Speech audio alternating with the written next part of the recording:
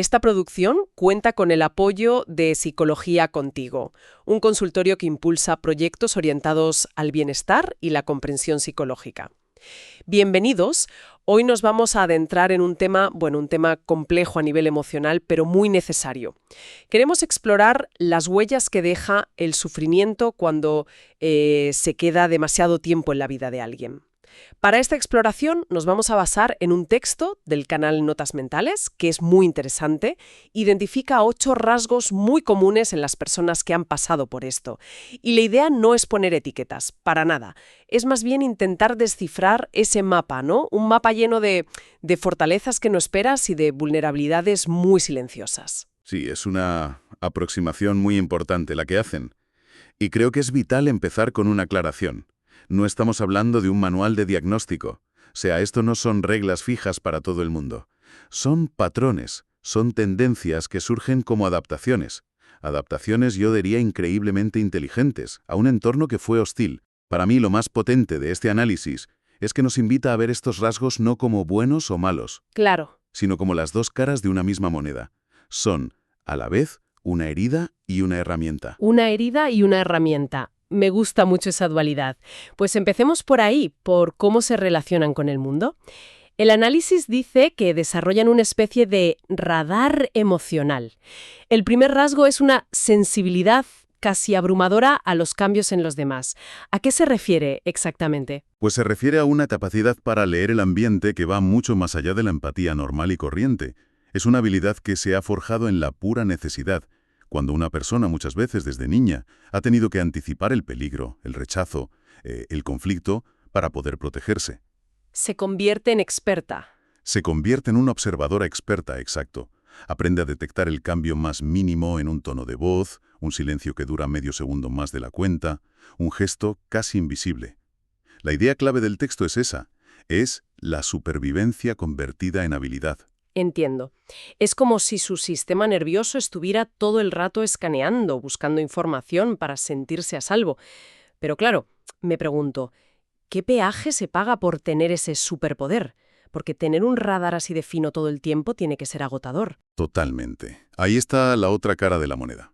Por un lado sí, les convierte en personas superintuitivas, capaces de dar consuelo, de comprender de una forma muy profunda, porque ven el dolor ajeno donde otros no ven absolutamente nada. Pero el coste es altísimo. Viven en un estado de lo que llamamos hipervigilancia emocional. Su mente no descansa. No puede. No puede permitirse el lujo de bajar la guardia. Y eso les lleva a absorber ansiedades, tensiones, que no son suyas. Es una carga invisible, pero pesadísima. Esto que dices de la hipervigilancia me hace pensar.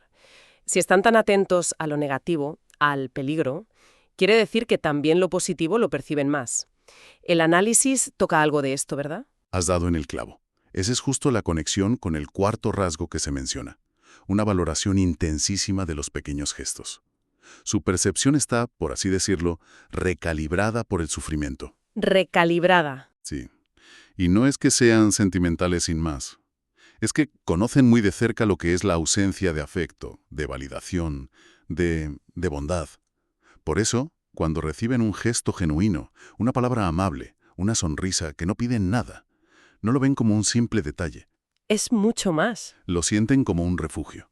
Un refugio. Qué imagen más potente.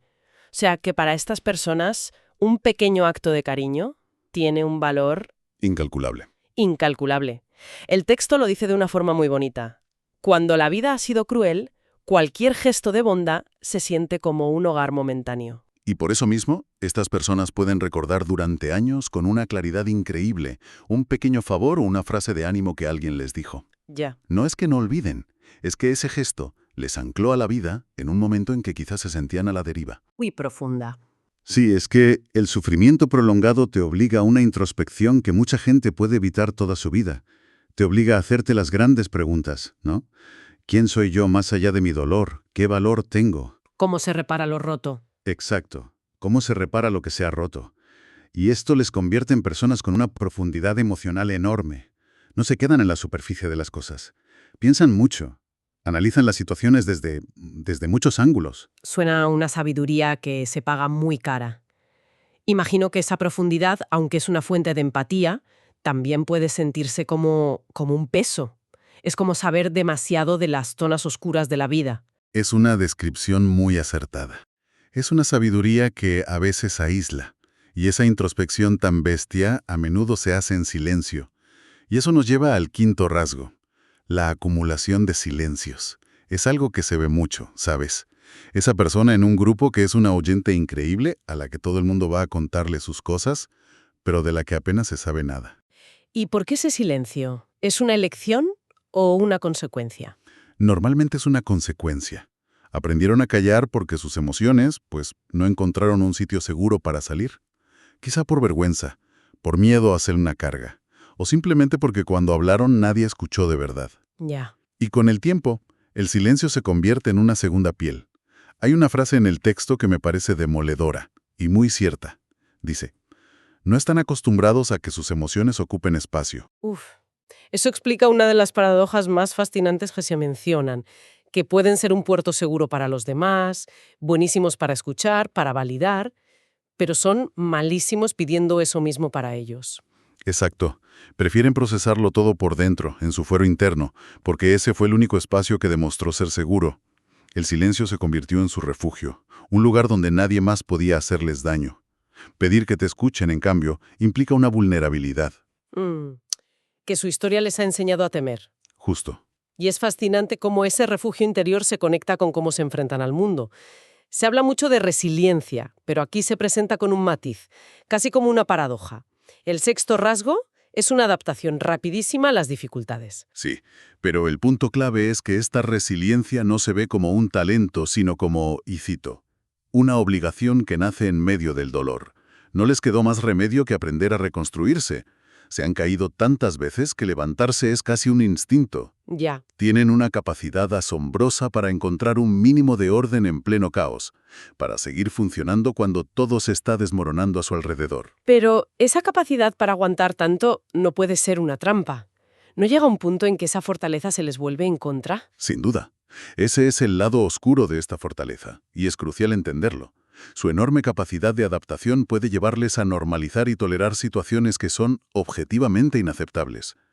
Como su umbral del dolor es tan alto, pueden quedarse en relaciones o trabajos tóxicos mucho más tiempo que otras personas. Claro. Y no es que crean que no merecen algo mejor, es que están entrenados para resistir incluso lo insoportable.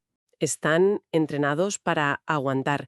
Y parece que esa presión no solo es lo que aguantan de fuera, sino que se la aplican a sí mismos con una intensidad brutal. Y esto conecta con el tercer rasgo, la autoexigencia excesiva. Es un mecanismo de defensa muy común, aunque suene contraproducente. Por debajo hay una creencia casi mágica, ¿sabes?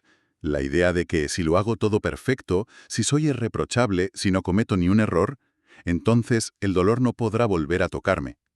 Es un intento desesperado de controlar un mundo que una vez fue caótico e impredecible. Es como intentar construir una fortaleza de perfección a su alrededor para que el sufrimiento no pueda volver a entrar. Es una metáfora muy buena. Y yo añadiría que es una fortaleza con muros de cristal. Creen que les protege, pero en realidad les deja más expuestos al agotamiento y a la decepción. Por eso les cuesta tantísimo pedir ayuda, porque lo ven como un fallo. Se sienten culpables ante el más mínimo error y viven con una voz crítica interna que nunca descansa. Es una batalla perdida. Es una batalla que nunca se gana, porque la vida es imperfecta. Todo esto que hemos hablado, la hipervigilancia, el silencio, esa autoexigencia, tiene que desembocar en el terreno más delicado de todos, el de la confianza y los vínculos. Definitivamente. Y aquí entramos en el segundo rasgo, una profunda dificultad para confiar plenamente. Para ellos, la confianza no es algo que se dé por sentado, es un territorio frágil. Cuando te han herido repetidamente, por traición, por abandono, por indiferencia, el acto de abrirte a otra persona se siente como un riesgo existencial. Mira, no es que no quieran confiar, de hecho lo anhelan más que nada, pero la memoria del dolor se activa como una alarma en cuanto sienten cercanía. Me impactó mucho la imagen que usa el texto para describir esto. Dice que entregan la confianza por capas, que no es un interruptor de encendido y apagado, sino un proceso lentísimo y muy medido. Exacto. Cada confidencia, cada trocito de su historia que comparten es una apuesta calculada. Observan, analizan, esperan a ver si ese espacio es de verdad seguro. Mantienen siempre una parte de sí mismos a salvo, un núcleo que protegen con una ferocidad. Y ahí está la paradoja. Ahí está otra de las grandes paradojas. Aunque les cuesta una enormidad llegar a confiar, una vez que lo hacen, suelen ser las personas más leales y comprometidas que te puedas encontrar. Lo que entregan, aunque tarde, es oro puro. Esa lealtad tan profunda choca de una forma dramática con el último rasgo, el que el análisis describe como el nudo emocional más doloroso de todos, la combinación del miedo al abandono con una tendencia a alejarse primero. Es el comportamiento más difícil de entender desde fuera y el más doloroso de vivir desde dentro. Hay dos fuerzas opuestas luchando sin parar en su interior. Por un lado, un deseo inmenso de ser queridos, de pertenecer, de tener un vínculo seguro. Y por otro, un terror paralizante a ser heridos o abandonados otra vez. Y muchas veces gana el terror, Muy a menudo gana el terror. lo que da lugar a un comportamiento que puede ser muy confuso para la otra persona. El texto usa una frase que lo resume todo. Se acercan con ternura, pero se alejan con rapidez. Precisamente, en el momento en que sienten que el vínculo se vuelve demasiado importante o que ellos mismos están siendo demasiado o una molestia, se retiran. Y no es por falta de amor, es por un exceso de miedo. Es un acto de autoprotección trágico. Prefieren alejarse ellos antes de que la otra persona tenga la oportunidad de hacerlo. Se anticipan a la herida para intentar controlarla, aunque el resultado sea la misma soledad que tanto temen. Es una profecía autocumplida, vamos. Se retiran para no ser un problema, cuando en realidad lo que más desean es que alguien les demuestre que no lo son, que su presencia es valiosa. Esa es la esencia de su tragedia silenciosa. Es una dinámica que requiere una paciencia y una comprensión inmensas por parte de quienes les rodean, y un trabajo personal muy profundo por parte de quien lo vive, claro. Repasando estos 8 puntos, queda clarísimo que no estamos hablando de defectos de carácter. La reflexión final que se propone es crucial. Estas personas no están rotas. Cada uno de estos rasgos es un testimonio de su lucha por sobrevivir. Hay una frase que creo que lo engloba todo a la perfección. Detrás de cada rasgo hay una historia. Y detrás de cada historia, una batalla que casi nadie conoce. Es que es la única conclusión posible si miramos con empatía. No son rarezas, son cicatrices de guerra. Son las herramientas, a veces toscas, que una persona tuvo que forjar para no venirse abajo. Y esto me lleva a la pregunta final que deja el texto en el aire. Una pregunta para reflexionar. El análisis define estos rasgos como mecanismos de supervivencia. Pero, ¿qué ocurre cuando el entorno por fin cambia? ¿Cuando sobrevivir ya no es la prioridad? ¿Cómo se transforman estas habilidades, forjadas en la adversidad, cuando una persona por fin tiene la oportunidad no solo de resistir, sino de florecer, de vivir plenamente y de confiar? Es una pregunta poderosa y, la verdad, llena de esperanza. Supongo que ahí empieza el verdadero camino de la sanación. Aprender a soltar las armas cuando la guerra ha terminado y descubrir que esas herramientas de supervivencia pueden, poco a poco, convertirse en herramientas para vivir. Este análisis nos deja, desde luego, con una llamada clara a mirar más allá de las apariencias, a entender que detrás de un comportamiento que a veces no comprendemos, a menudo se esconde una historia de una resistencia admirable. Esta producción cuenta con el apoyo de Psicología Contigo, un consultorio que impulsa proyectos orientados al bienestar y la comprensión psicológica. Hasta nuestra próxima exploración.